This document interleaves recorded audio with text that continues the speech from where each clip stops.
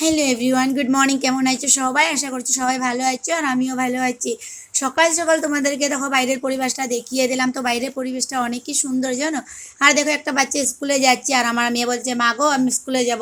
যেই কথাটা শুনে আমার নিজের কথা মনে পড়ে গেলো। যেন একটা সময় ছিল আমিও আমার বাবাকে বলেছিলাম আমি পড়াশোনা করব, আমি পড়বো।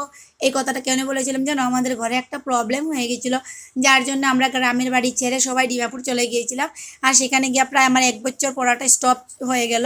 তো তখন আমি অনেক ছোটোই ছিলাম, ক্লাস 3-তে না 4-এ পড়ি। যাই হোক, তখনই কান্নাকুটি করে আমি আবার গড়ে চলে আসি। আমাদের বাবা মাদেরকে গ্রামে দিয়ে দেয় আর গ্রাম থেকে আমি লেখাপড়া করি। তার মধ্যেও কি আমার প্রবলেম সলভ হবে নাকি? তার মধ্যে আমার যখন 9-এ উঠি আমার বাবা মারা যায়।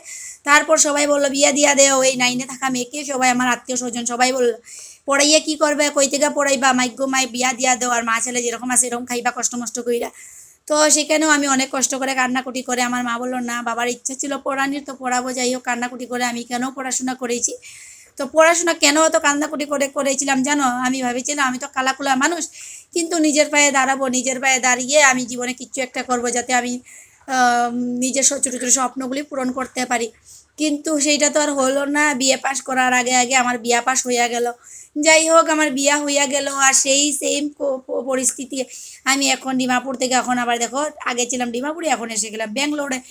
তো ব্যাঙ্গালোরের এখন জীবনযাত্রা শুরু করলাম। আর এখানে আমি তোমাদের সাথে কথা বলতে বলতে রাস্তার মধ্যে ঘুরতে চলে আসলাম সন্ধ্যাবেলা দেখো।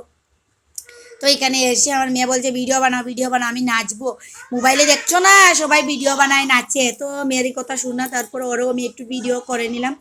তো এইখানে ভিডিও সিডিও করে চলে গেলাম রুমে। আর জানো, ফুর্তির মধ্যে একটা তোমাদের কথা, আমার বাবা বলতো সবুর করো সবুর করো, সবুর করলে সবুরের ভাত গাছে লাগায়। তো জানি না আমার ভাত যে গাছের আগা থেকে কবে নামবে, আমি সবুর করেই যাচ্ছি করেই যাচ্ছি।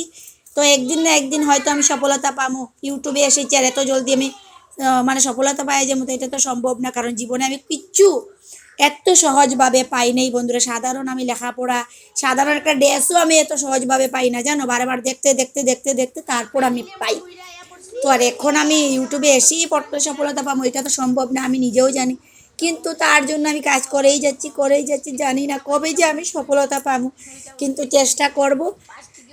আর একদিন না একদিন তো সফলতা পাবোই। তোমাদের সাথে কথা বলতে বলতে দেখো আমি হেরান হয়ে গেছি, কি করব বলো তো, অসুস্থ মানুষ।